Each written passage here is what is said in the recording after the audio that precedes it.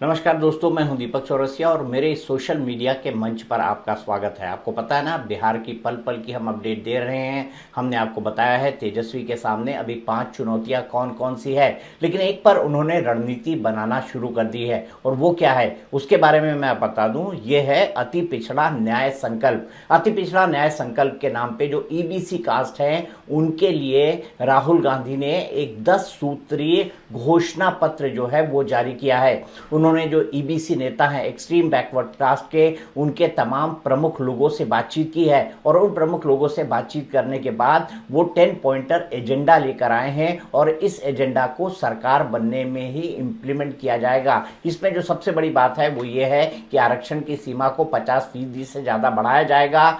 शहरी क्षेत्रों में 10 डेसिमल जमीन जो है वो एसटी, एससी, ओबीसी और ईबीसी सेक्शन को सरकार की तरफ से मुफ्त दी जाएगी। अभी तक आप जानते हैं जो घर बनते हैं वो अगर आपके पास कोई जमीन का टुकड़ा है उस पर वो घर बनते हैं, अगर आपको पट्टा मिला हो। लेकिन राहुल गांधी इस मामले में एक कदम आगे बढ़ गए हैं। साथ ही साथ आरक्षण की सीमा को 50% से अधिक बढ़ाने की बात कही गई है। अति पिछड़ा अत्याचार निवारण अधिनियम पारित किया जाएगा, यानी एससी एसटी को जो कानूनी सहूलियतें मिलती हैं उनके लिए जो स्पेशल कानून है उसी के तर्ज पर ईबीसी के लिए भी स्पेशल कानून बनाए जाएंगे। और अगर उनका कोई हैरेसमेंट करता है तो ऐसे में उनके हैरेसमेंट के खिलाफ भी विभिन्न नई भारतीय दंड संहिता और भारतीय न्याय संहिता की नई धाराओं के तहत इन मुकदमों को दर्ज किया जाएगा। इसके लिए बाकायदा कानून के अंदर फेरबदल किया जाएगा। अब सवाल यह है कि ईबीसी के वोट महागठबंधन क्यों पाना चाहता है? यादव वर्सेस ऑल ओबीसी, ये बिहार की एक सबसे बड़ी राजनीति थी जिसका भरपूर फायदा नीतीश कुमार और बीजेपी ने उठाया है। लेकिन क्या ईबीसी के अंदर घुसपैठ बना पाएगा महागठबंधन? मेरे साथ मेरे सहयोगी ओम प्रकाश हैं जिन्होंने 2 दशकों से बिहार की राजनीति को बेहद नजदीक से कवर किया है, बिहार की कास्ट इक्वेशन को बहुत बेहतर ढंग से समझते हैं। और आप जानते हैं जाति है जो जाति नहीं है भारत की राजनीति में, और बिहार के बारे में कहा जाता है कि in this country they don't cast their vote, they vote their caste. तो इसी बात को हम समझते हैं। ओम प्रकाश बताइए, ये ईबीसी का संकल्प और ये जो ईबीसी न्याय संकल्प है ये है क्या? सर बिल्कुल ठीक कहा कि आपने, जाति है जो जाति नहीं, ये भारतीय राजनीति की सबसे खूबसूरती है। और इसी खूबसूरती है बदसूरती नहीं, चूंकि हम इसको एक्सेप्ट कर रहे हैं इसलिए खूबसूरती है। एक्सेप्ट करना बंद कर देंगे तो बदसूरती है। लोग चाहते हैं कि एक्सेप्ट ना करे पब्लिक, इसके लिए मूवमेंट भी चला जाते हैं व्हाट्सएप यूनिवर्सिटीज पे कि हिंदू जयप्रकाश नारायण ने कहा था। नहीं, अब भी हिंदू जयप्रकाश नारायण ने जो हो जाओ जी जी, लेकिन वोट के दिन, चुनाव में कैंडिडेट निकालने के समय, चुनाव में प्रचार की समिति बनाने के समय आप सब भूल जाते हैं। ये बातें सिर्फ रह जाती हैं। जयप्रकाश जी के जितने एजेंडे थे, अनुयायी थे, उन लोगों ने क्या किया फाइनली आपने बढ़िया से देखा, मुझसे बेहतर आप जानते हैं। चाहे वो नीतीश कुमार हो चाहे लालू कोई ना, सब एक ही लाइन पे। वो अखिलेश हो, मुलायम, उनके पिताजी मुलायम हो या रामकृष्ण हेगड़े हो कर्नाटका में, सबकी लाइन लेंथ एक ही थी, उनके जितने भी फॉलोअर्स थे। बहरहाल बिहार में एक बड़ा दांव खेला है दीपक जी, तेजस्वी ने, इसमें कोई शक नहीं। और बिल्कुल वो दांव है जो राहुल गांधी 2024 का जो लोकसभा चुनाव है, जो उनमें उनकी सफलता का जो मापदंड था वो वही था। अखिलेश यादव यूपी में बेहतर कर पाए थे 24 में, वो यही वजह थी। जो पीडीए एक समीकरण बनाया, पिछड़ा दलित अल्पसंख्यक, ये उनका समीकरण था। बिल्कुल समीकरण था। और यही समीकरण अभी बनाने के अब यस, तेजस्वी ने इसी समीकरण पे हाथ रखा है। और मुझे आज बल्कि ये लग रहा है, कहने में कोई संकोच नहीं, कि बीजेपी पता नहीं इस दांव को समझ पा रही है कि नहीं, क्योंकि बीजेपी अभी अपने में कंफ्यूज है। ये सीट लें, ये सीट दें, इनको इतना दें, इनको ये दें, ये इसी में कंफ्यूज है। ये जो रणनीति है, शायद तेजस्वी इसमें 2 कदम बीजेपी से आगे बढ़ गई है। मैं सबसे पहले आपसे समझना चाहता हूं, 18% लगभग मुसलमान और लगभग 14% के आसपास अपर कास्ट वाले, ओबीसी वाले यादव, ये एक बड़ा स्ट्रांग कॉम्बिनेशन बनाते हैं। लेकिन जब भी बात आती है कि ईबीसी किसके जाएगा या जो छोटी ओबीसी की जातियां हैं वो किसके साथ जाएंगी, तो उनका एक स्वाभाविक झुकाव लव कुश, यानी आप जिसको कुर्मी और कुशवाहा बोलते हैं, उसके बाद नीतीश कुमार की तरफ दिखाई देता है। तो इस वोट बैंक को कैसे तोड़ पाएंगे इस न्याय संकल्प के जरिए? सर दीपक जी देखिए, न्याय संकल्प एक दांव है जो खेल दिया है तेजस्वी और राहुल गांधी ने। तेजस्वी इसलिए इसमें आगे निकलना चाह रहे हैं कि उनको लगता है कि 30 से 32% वोट तो मेरे हैं ही, मुझे मिलता है, वो वोटर कहीं ना कहीं मेरे साथ इंटैक्ट है। जहां मात खाता है वो आरजेडी, जहां मात खा रहा है वो मात खाता है ईबीसी में। वो फ्लक्चुएटिंग वोटर्स 4-5% लास्ट में जो फ्लक्चुएट करते हैं ओवरनाइट, वो वोटर्स हैं, बदल जाते हैं जो यानी वो सोचते हैं कि हमको महागठबंधन को देना है या एनडीए को देना है, और आखिरी मोमेंट पे वो एनडीए की तरफ चले जाते हैं और वो जीत का कारण बनते हैं। बिल्कुल 1990 से 2004 की चीजें याद करा करा के पब्लिक उसको शिफ्ट करा देती है। इसमें कोई शक नहीं है कि इसमें उनको सफलता मिल जाती है एनडीए को। लेकिन इस बार जो दांव है कि ये जो 20 से 30% वोटर्स हैं, जो बिंद है, तत्मा है, कुर्मी कुशवाहा के अलावा जो इतना बड़ा वर्ग है, उसमें वैश्य वोटर्स भी हैं, जो जैसे तेली है वो सबसे बड़ा स्टेक होल्डर है बिहार में वैश्य वोटर्स में। बनिए हैं, गुप्ताज हैं, अग्रवाल्स हैं, लेकिन वो सबसे बड़ा स्टेक होल्डर है। तो इन जो सभी चीजों को सबको लेकर आगे बढ़ने की जो रणनीति बनाई है ना, ये मार्वलस है। मार्वलस क्यों है? आप SC ST को उसका अधिकार देते हैं, उसके लिए अधिनियम है, उसके लिए अलग थाने हैं, कानून है। अब आप जब दिखाएंगे कि साहब तुम्हारे लिए अलग होगा। एक्चुअल में तेजस्वी को सर ये भी डर है दीपक जी कि यादव के खिलाफ लोग, यादव जैसे यादव एकजुट होता है तो उसके खिलाफ एक बड़ा वर्ग बिहार में है जो खड़ा हो जाता है। तो 14% एक तरफ खड़ा हुआ, बाकी सब एक तरफ हो जाते हैं और एनडीए यहां बाजी मार जाती है, जो पिछले 20 साल से हो रहा है। उसके लिए ये है, अगर इसको 4-5% भी आरजेडी भुना लेती है तो इट्स अ मास्टर स्ट्रोक।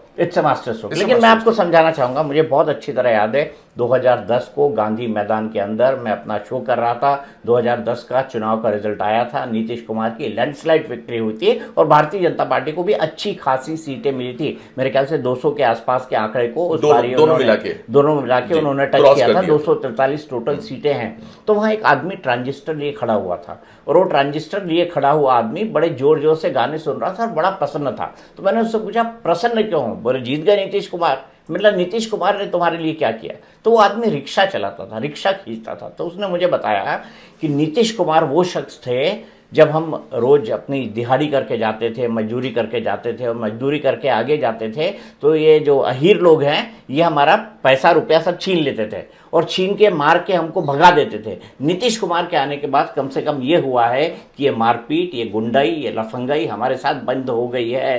तो यादव वहां पे बहुत डोमिनेंट जात है। ऐसे में इस समीकरण को कैसे समझा पाएंगे तेजस्वी यादव अपने यादव वोट बैंक को? ये समझने वाली बड़ी बात होगी, कैसे समझा पाएंगे? दीपक जी क्या है, यादव वाकई डोमिनेटिंग कास्ट है, फाइटर कास्ट है। आप कहें कि मतलब बिल्कुल हर चीजों पे वो मुखर होता है, फाइट करता है।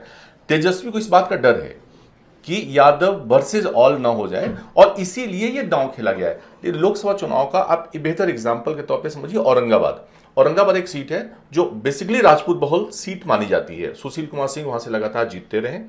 इस बार वहां से कुशवाहा कैंडिडेट खड़ा किया आरजेडी ने और वो कुशवाहा कैंडिडेट जीत गया। औरंगाबाद जो बिल्कुल परंपरागत सीट हो गई थी वो इस बार हार गए बीजेपी वाले। क्यों हारे? क्योंकि कास्ट इक्वेशन को इन्होंने तोड़ दिया। Rajput versus all, Yadav versus all न हो, इसके लिए इन्होंने ये दांव खेला है। और इनको ज्यादा चाहिए नहीं, आपके इस अकाउंट से उनको तो सिर्फ इतना ही चाहिए, बाकी तो उनके पास है ही है। 30-32% तो उनका है, उनको तो आपके अकाउंट से 7-8% चाहिए। 5% 6% भी मिल गया तो उनका काम हो जाता है। यहां पे मतलब वो वोटर जो एनडीए की तरफ जा रहा है उस वोटर को मनाया, रोका, उसके लिए 10 पॉइंट प्रोग्राम लेकर आए, उसके लिए अलग कानून की बात की, उसको जमीन दिए जाने की बात की। लेकिन तेजस्वी ने एक बात और कही जिसको मैं आपको, कि ये तो हमारी सरकार है जो हमारी स्कीम्स को चोरी करती जा रही है। क्या तेजस्वी ये स्कीम्स की चोरी करने वाली बात को जानबूझकर कह रहे हैं या कह रहे हैं कि नीतीश कुमार उनका एजेंडा उड़ाकर ले गए? एक्चुअली तेजस्वी पचा नहीं पा रहे हैं अपने आप को as a opposition leader. Problem दूसरी है दीपक जी, आप उनकी जितनी भी स्पीचेस सुनिए, उनके जितने भी इंटरव्यूज देखिए, उनको लगता है कि एज ए डिप्टी सीएम 1 साल में, 1.5 साल में, 2 साल में उन्होंने वो सब कर लिया जो बिहार को चाहिए। वो एज ए लीडर ऑपोजिशन पचा नहीं पाते। उसकी एक वजह शायद ये भी है कि उनको लगता है कि भाई मेरी वजह से जब चुनाव जीते नीतीश जी तो उधर भाग गए, अब इस बार जब दोबारा अपॉर्चुनिटी मिली फिर चले गए, तो उनके सामने से बिहार खिसकता हुआ दिख रहा है। तेजस्वी की एक सबसे बड़ी चुनौती यह भी है इस समय कि अगर इस बार तेजस्वी अपने आप को स्टैब्लिश नहीं कर पाते हैं, सीएम नहीं बन पाते हैं, तो अगली बार वो मुखौटा होंगे गठबंधन के, शायद इस पे एक बड़ा क्वेश्चन मार्क लग जाएगा। He will be the तो face, yes, not, he will be the mask, not the face. Yes, तो तेजस्वी अपने सारे कैलकुलेशंस करके, ये एक बड़ा मास्टर स्ट्रोक है। मैं अगेन दोबारा कह रहा हूं, तेजस्वी ने एक बड़ा गेम खेला है कि जो यादव मुस्लिम के अलावा उनके पास 5 से 7%, 10% अगर वो निकाल लेते हैं तो ही इज विनर, वो बहुत आगे निकल जाएगा। क्योंकि पिछले बार की 20 और 24 की चुनाव में जो गलतियां उन्होंने की, उससे वो शायद सबक लेके आगे बढ़ना चाहते हैं। और जहां तक बिहार की बात है, 2010 की बड़ा इंटरेस्टिंग बात बताऊं आपको दीपक जी, कि जो 2010 में नीतीश और जेडीयू जीते थे, नीतीश बीजेपी का कोalition जीता था, उसकी वाकई सबसे बड़ी वजह क्राइम था। वो क्राइम से जो बिहार त्रस्त था उसको कंट्रोल कर लिया था 5 साल नीतीश ने दिखा दिया था। लेकिन अब शायद 2010 का चुनाव नहीं है, अब शायद 2008, 9, 10 के क्राइम की स्थिति बिहार की नहीं है। तो यहां पर नीतीश के लिए, बीजेपी के लिए चैलेंज बड़ा है। और एंटी इनकम्बेंसी भी है 20 साल की, जिसको इनकार नहीं किया जा सकता। नहीं कर सकता। हमारी बात समाप्त करने के लिए ओम प्रकाश ये समझाइए कि ये कास्ट इक्वेशन क्या कहता है और कितने % वोट तोड़ने हैं। आपने कास्ट इक्वेशन की शीट भी बनाई है, उसके जरिए मुझे समझाइए। देखिए, जो बिहार में फॉरवर्ड है वो 14 से 15% वोटर्स है। ब्राह्मण, ठाकुर, भूमिहार। इसमें मुश्किल क्या है कि ब्राह्मण के एक नेता पीके हैं, जो अपने आप को ब्राह्मण नेता नहीं स्टैब्लिश कर रहे हैं, लेकिन एक जातिगत फीलिंग होती है जो जाति नहीं है, बिल्कुल है, तो जातिगत फीलिंग है वो रहेगी। तो पीके एक तरफ खड़े हैं, तो वो निश्चिंत है कि भाई चलो फॉरवर्ड में से तो थोड़ा मेरा कट रहा है। बाकी उनकी राजपूत को लुभाने के लिए उनके बहुत सारे प्रोग्राम्स हैं जो ऑन रोड चल रहे हैं, बहुत सारे नेता हैं और प्रोग्राम चल रहे हैं। ईबीसी जो सबसे बड़ा कास्ट है, चूंकि मुस्लिम 17% की चर्चा करनी बेकार है, ओवैसी बेशक आज से लग गए, लेकिन ओवैसी कितना कर पाएंगे इस बार, वो बड़ा अलर्ट है। पूरा मुस्लिम्स ओवरऑल आप देखिए, लोकसभा चुनाव का रिजल्ट बेस्ट एग्जांपल है कि बहुत अलर्ट मोड में है। वोट कटवा को इस बार शायद पूछ नहीं रहे हैं, हालांकि ओवैसी काटेंगे वोट, इसमें कोई संदेह नहीं काटेंगे, लेकिन 2020 का रिजल्ट रिपीट कर पाए परहैप्स नो। इसके अलावा बनिया, तो बनिया को तोड़ने में शायद आरजेडी उतनी सफल ना हो पाए, क्योंकि जो 15 साल की सरकार थी आरजेडी की, उसमें सबसे त्रस्त कोई जात था बिहार में, तो बनिया था। वो जो कम्युनिटी है ना, वैश्य कम्युनिटी, वो त्रस्त था। इसीलिए तो Muslims 70% plus, forward 15+ around, SC चूंकि चिराग बड़े नेता हैं, मांझी बड़े नेता हैं, और भी एनडीए में है जो राजेश राम को खड़ा किया है, जो लेकिन ऐसे समुदाय से आते हैं जो अछूत छूटा हुआ है, लेकिन छूटा हुआ है राजेश राम। यानी एक तरफ आप देखिए मांझी मुसार से आ जाते हैं, दूसरी तरफ आप देख लीजिए पासवान से, चिराग पासवान आ जाते हैं, रविदास से वो आते हैं, वो छूटा हुआ। जो रमीराम पहले चेहरा होते थे लालू प्रसाद के साथ, रमीराम चेहरा होते थे, लेकिन राजेश राम भी शायद अभी उस इक्वेशन में छूटे हुए हैं। मतलब राजेश राम को बहुत मेहनत करनी पड़ेगी अपने आप को एज ए लीडर स्टैब्लिश करने के लिए, फेस स्टैब्लिश करने के लिए। अभी राजेश राम को समय चाहिए, जो इतनी बिहार को मैं समझ रहा हूं, जितनी ग्राउंड रियलिटी से मैं उसको बिहार को देख रहा हूं।